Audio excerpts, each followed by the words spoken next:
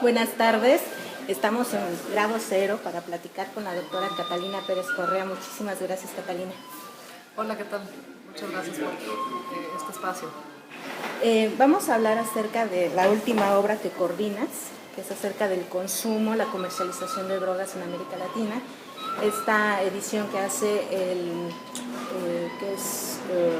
la organización que tú estás dirigiendo, junto con la editorial Fontamara, a quien le agradecemos que nos haya llegado el texto, nos haya entregado este texto, pero quería preguntarte cómo fue el trabajo de compilación, cómo se decidió escoger estos 8 países para hablar de consumo y comercialización de drogas. Nada más, antes quiero decir, el que hace este libro es el colectivo de estudios, drogas y derechos, CED. Somos una organización de puros académicos del derecho, estamos en 8 países latinoamericanos y lo que nosotros hacemos es que nos juntamos periódicamente cada año y medio, cada 2 años y escogemos un tema de vinculación entre derecho y política de drogas y lo estudiamos en cada uno de nuestros países.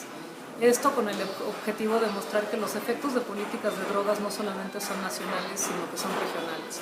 Entonces, lo que pasa con las políticas de drogas no solo es importante en México, sino que también en Colombia tienen problemas parecidos, en Argentina, en Brasil, en Perú, en Costa Rica, en fin, en todos los países que forman parte del colectivo vemos que las leyes de drogas son muy similares y que están teniendo los mismos efectos en todos estos países.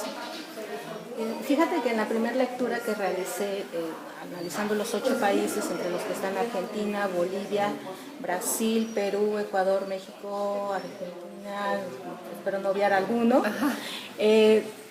creo que de la primera lectura lo que se desprende es hay una separación total, no hay una idea en los gobiernos entre política pública y lo que es el enfoque del problema a la hora de hablarlo como un problema estructural, porque es básicamente un problema estructural. Bueno, eso te digo de la primera lectura que realicé.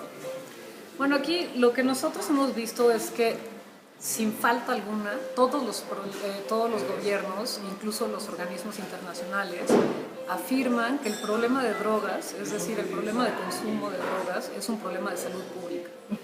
¿Qué quiere decir esto? Bueno, que es un problema de la salud de las personas. Y entonces tendría que ser un problema que se trata a través de las instituciones de salud, que son pues, las instituciones encargadas de prevenir adicciones, de prevenir que el consumo llegue a los jóvenes de los países, etc. Sin embargo, a la vez que el discurso oficial es que las drogas son un problema de salud pública, lo que también encontramos es que en todos los países la respuesta ante el consumo es una respuesta penal.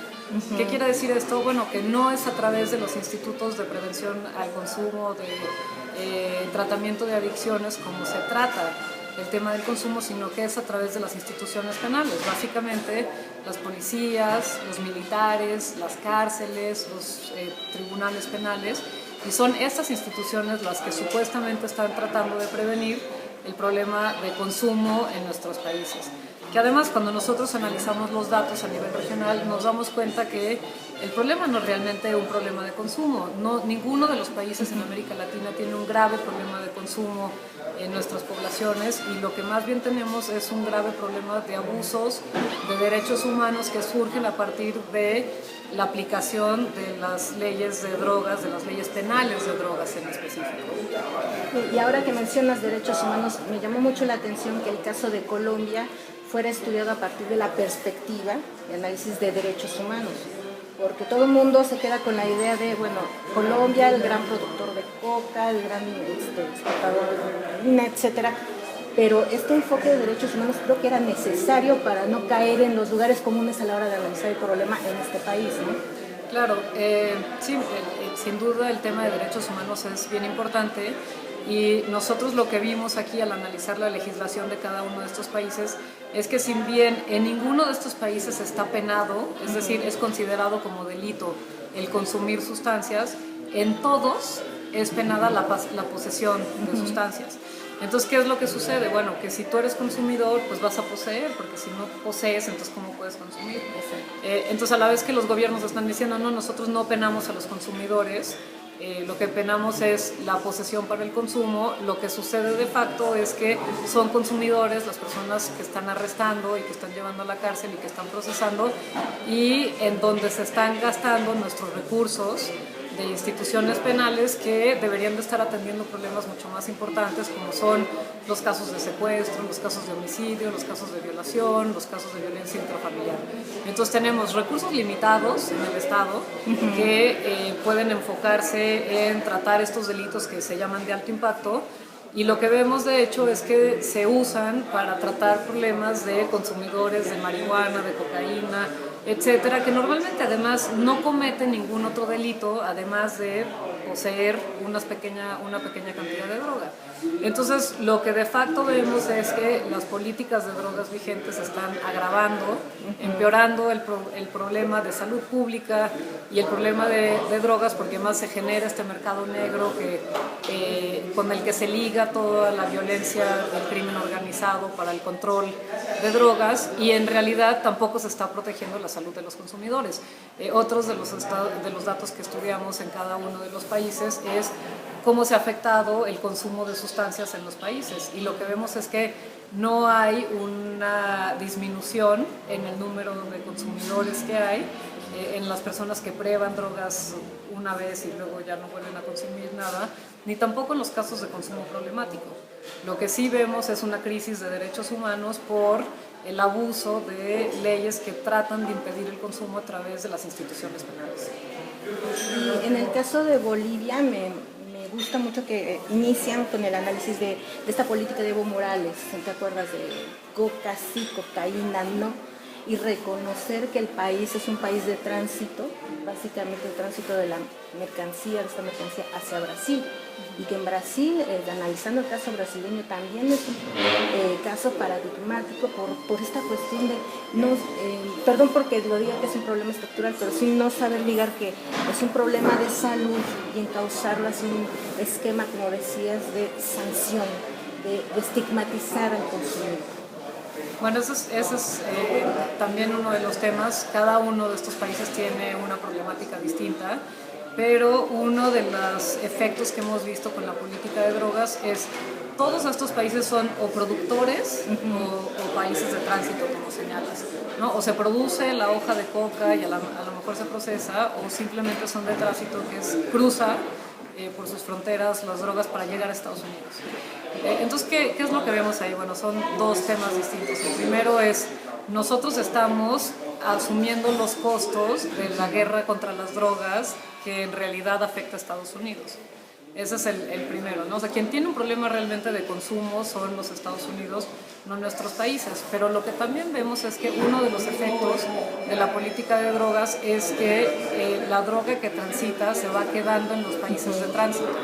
Y entonces, ¿qué sucede ahí? Bueno, pues que hay más droga en el mercado, hay más droga disponible y por tanto empieza a haber más consumidores. La misma política que está tratando de prevenir el consumo está generando mayores índices de consumo. En el caso mexicano, que es el que yo conozco y es el capítulo que yo escribí en este libro, tenemos que la droga transita de la frontera sur a la frontera norte, pero pues muchas veces no traen efectivo para pagarle a los policías que van corrompiendo en el camino para llegar a Estados Unidos. Entonces, ¿con qué les pagan? Bueno, pues con 1 kilo de cocaína, con medio kilo de marihuana, con algunos gramos de heroína. ¿Qué va a hacer el policía? ¿Y qué va a hacer el policía que ya ahora tiene medio kilo de cocaína? No lo va a consumir, lo usa como moneda cambiaria y entonces lo que sucede es que hay más drogas en el país. Entonces, sin duda uno de los problemas es la salud de los consumidores al final del día se ve afectado por esta política que trata de proteger.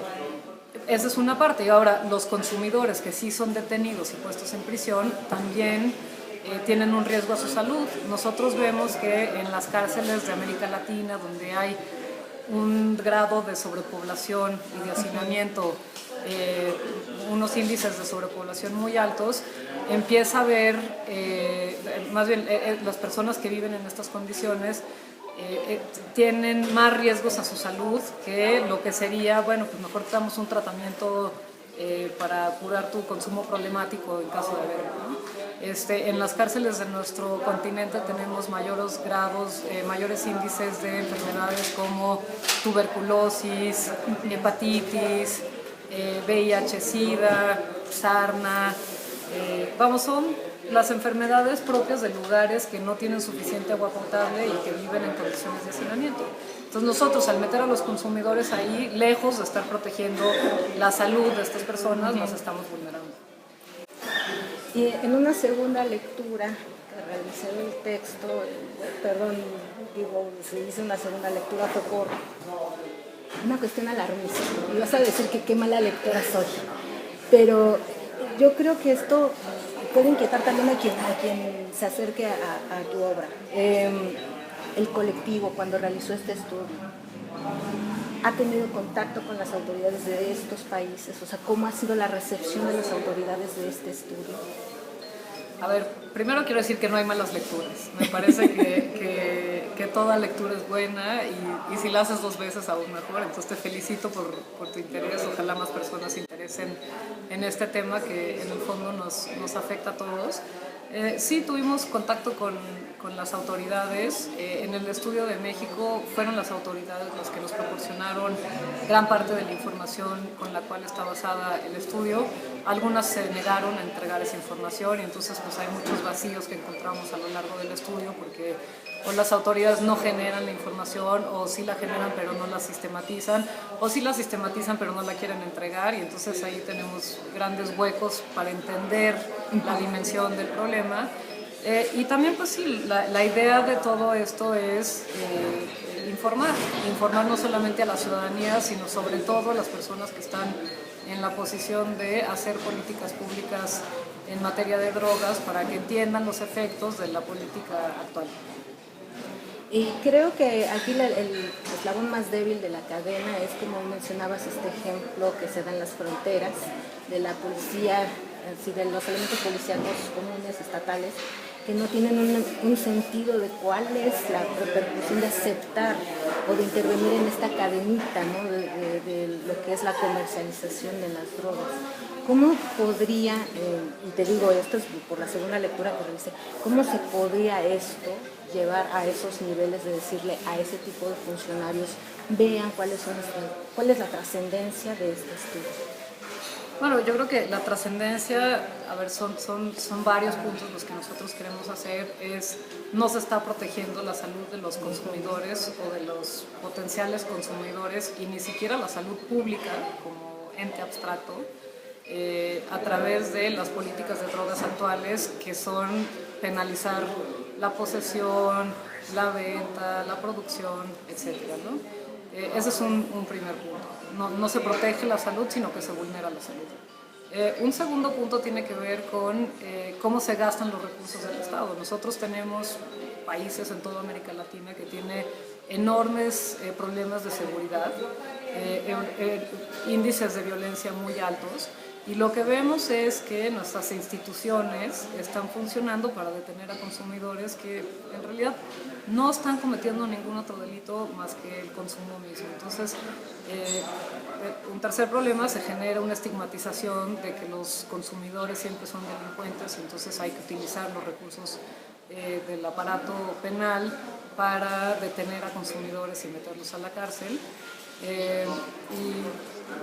No sé, diría un cuarto tema se vulnera también las instituciones que de por sí ya son frágiles, las instituciones penales, porque también se les pone en la posición de corrupción, ¿no? O sea, son grandes recursos económicos que están involucrados acá y entonces pues tenemos que el policía del municipio pequeñito, ya sea en Bolivia o en Colombia o en México, tiene que hacer una tarea que implica estar en contacto con estas fuerzas económicas que son muy poderosas. Entonces se vulnera a estas instituciones.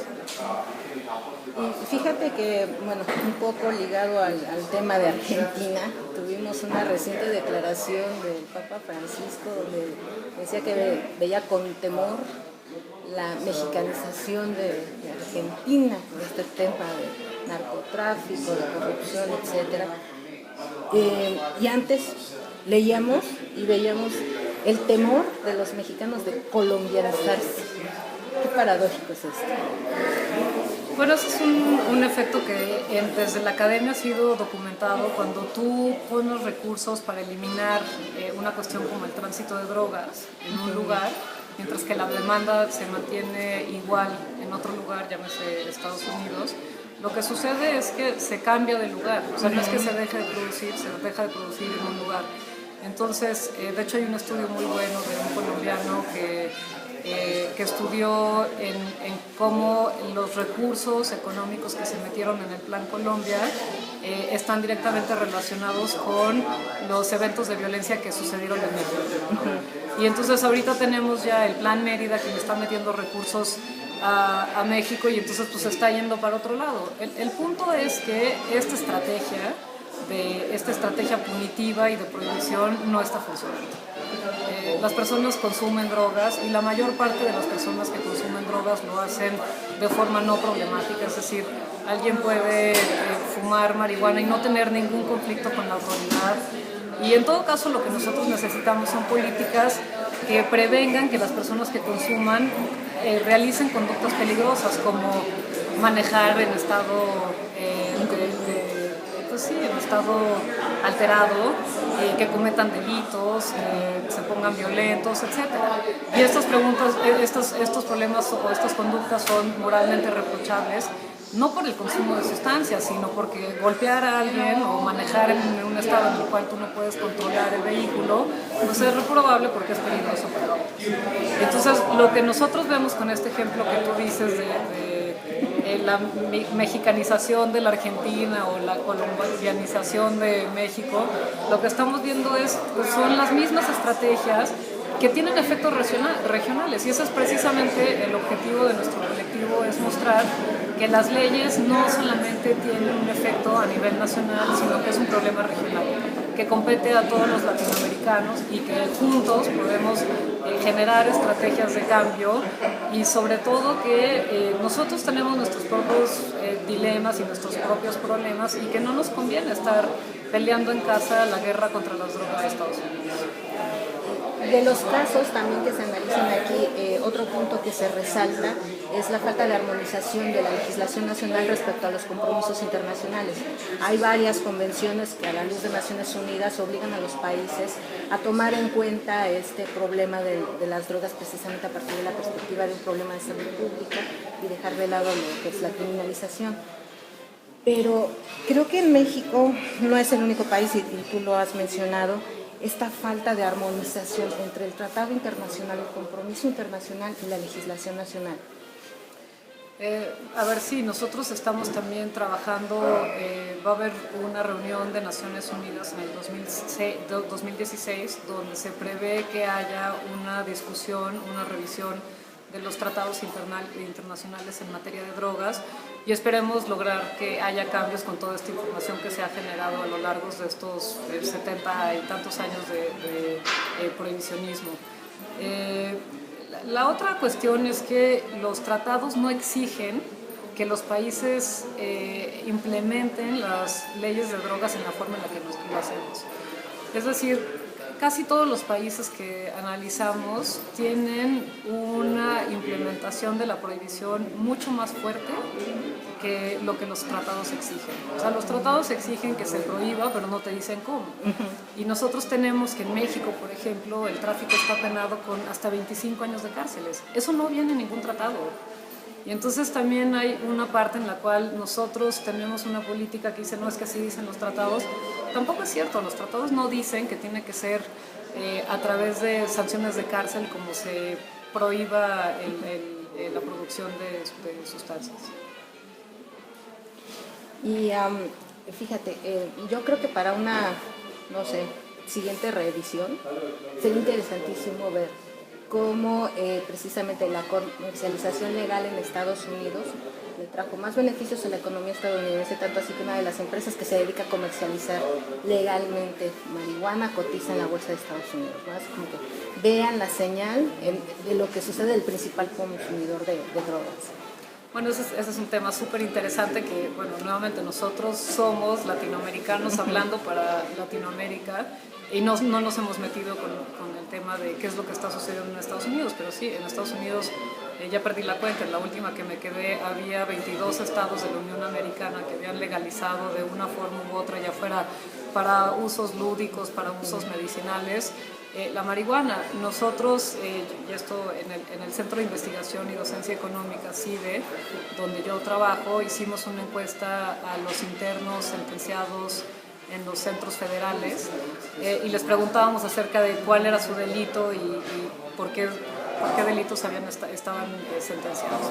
Y encontramos que el 60% de la población que está en los centros federales está por delitos contra la salud y de esos el 60% eran por marihuana.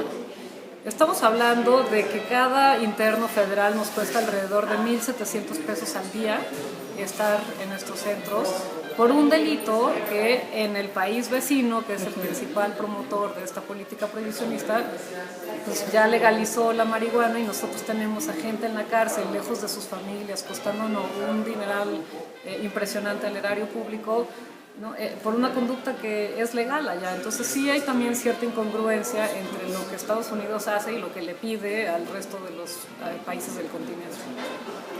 Y te decía yo que de estar leyendo tu compilación, o sea, de estar leyendo este texto, también me quedaba la inquietud de lo que pasa en Centroamérica, la creación de estos grupos y cómo estos grupos que se dedican a la trata de personas, me voy a referir en especial a los maras, de que aprovechándose de que hay mucho tránsito de migrantes, buscan a través de la comercialización de drogas un afluente más de recursos para la trata de personas.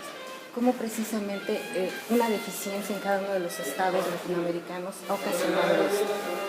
Bueno, ese es un tema también bien interesante y se ha argumentado muchas veces que el quitarle los recursos de la marihuana, por ejemplo, a las organizaciones criminales, en realidad no va a hacer una diferencia porque estos grupos ya se dedican a extorsionar a la población, a la trata de personas, a la trata de armas, al secuestro, etcétera.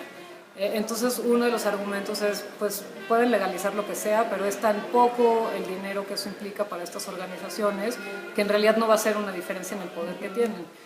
No sabemos realmente eso. Lo que sí sabemos es que si tenemos el 40% del trabajo que está haciendo la Policía Federal, los militares, las cárceles, etcétera, si el 40% de ese trabajo es relacionado con las drogas, entonces esa proporción de trabajo no está en tratar de prevenir secuestros, homicidios, extorsiones, trata de personas, etc. Entonces no sabemos bien cómo afectaría un cambio de política a estas organizaciones, pero sí sabemos cómo va a afectar el funcionamiento de las instituciones penales.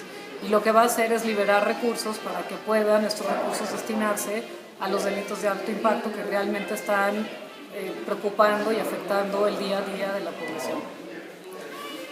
Otro término que queda, y ya para los que somos casi puristas del derecho internacional, es cuestionar la vigencia del principio de no intervención en asuntos internos cuando estamos hablando de temas como este. ¿Tú qué consideras? ¿Es vigente? ¿Hay que replantearlo? ¿Cómo enfocar el problema a partir de este principio? Bueno, yo creo que hay muchos temas que no son solamente de interés interno y creo que los derechos fundamentales son uno de ellos y me parece que ahí no vale esta doctrina. Me parece que los derechos fundamentales son una preocupación que debe de subsistir en el derecho internacional y que en todo caso lo que vemos en el derecho internacional es una contraposición entre los tratados que están protegiendo los derechos fundamentales y los tratados que están obligando a criminalizar la producción, la posesión y el uso de sustancias psicoactivas o de narcóticos o como queramos llamarlos, ¿no? Las sustancias que hoy consideramos drogas ilegales. Y lo que sí tenemos es eso, y más bien lo que tendríamos que pensar es que hay un principio también de derecho internacional que establece que los tratados de derechos humanos deben de prevalecer sobre otro tipo de tratados. Y entonces me parece que eso también es un argumento para decir es más importante que nosotros estemos aplicando los derechos, las leyes que protegen los derechos fundamentales que las leyes que protegen cosas como algo tan vago como la salud pública. Te lo juro que me gustaría, en lo personal, que este texto de consumo y comercialización de drogas, en verdad lo tomara la gente que integra el Comité Ciudadano de Seguridad Nacional, para que en verdad lo tomen en cuenta de cómo un problema de salud pública se ha transformado en un problema estructural. A eso me refería, porque no hay una idea en todo el aparato gubernamental de cómo enfocarlo y simplemente persiste la idea de penalizar. Entonces, te digo, me encantaría que eso sucediera y que la participación que tenga México en el 2016, bueno, ya vaya con otro tamiz, ya vaya con otro caliz a la hora de hablar de la solución de este conflicto. A mí también me encantaría, creo. Y no, creo que eso es parte del esfuerzo. O sea, nosotros lo que tenemos que darnos cuenta es el enorme costo que está teniendo para nosotros el ejercer esta política. Y está estigmatizando parte de la población, tiene enormes costos sociales, no solo para la población en general, sino para las personas que normalmente son chicas y chicos que son metidos al sistema penitenciario con todos los problemas que sabemos. Creo que no hay nadie que no sepa lo que es el sistema penitenciario de nuestros países, ¿no? Cómo salen de ese sistema. Y para las familias, yo acabo de terminar otro estudio sobre los efectos que tiene el uso de las cárceles para las familias, y son devastadores. O sea, las familias tienen que cambiarse de casa, los hijos dejan de ir a la escuela.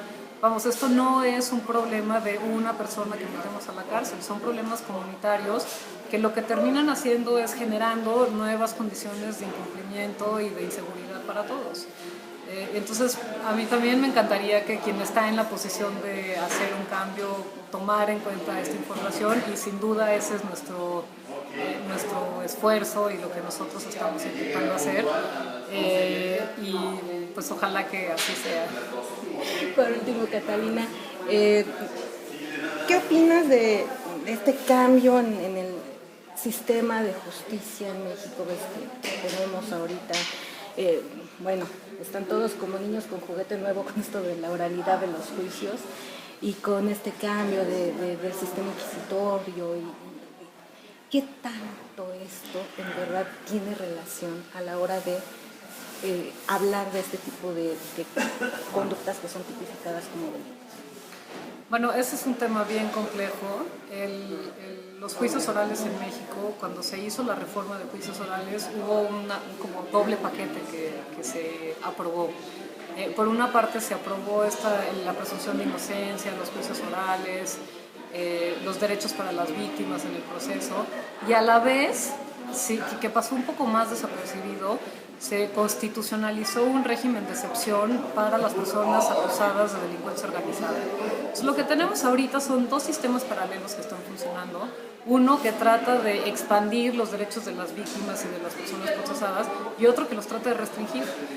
Tenemos cosas como que ahora quedó en la Constitución una definición de crimen organizado que establece que las personas que tengan la intención, 3 personas que tengan la intención de cometer reiteradamente un delito se consideran delincuencia organizada. Bueno, es tan vaga esa definición que cualquiera cae en eso, y tenemos un régimen de excepción para todas estas personas, y además tenemos que eso empezó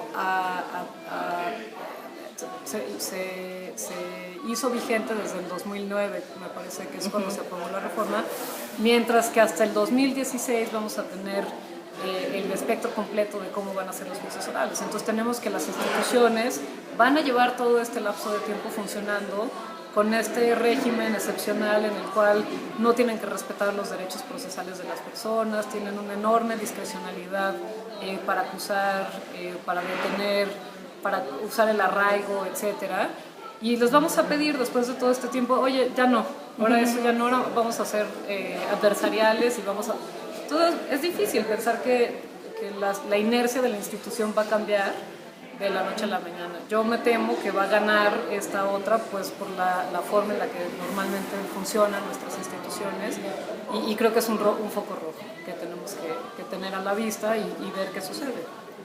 Catalina, después de este texto de consumo y comercialización de drogas en América Latina, ¿qué más sigue? ¿En qué más estás trabajando?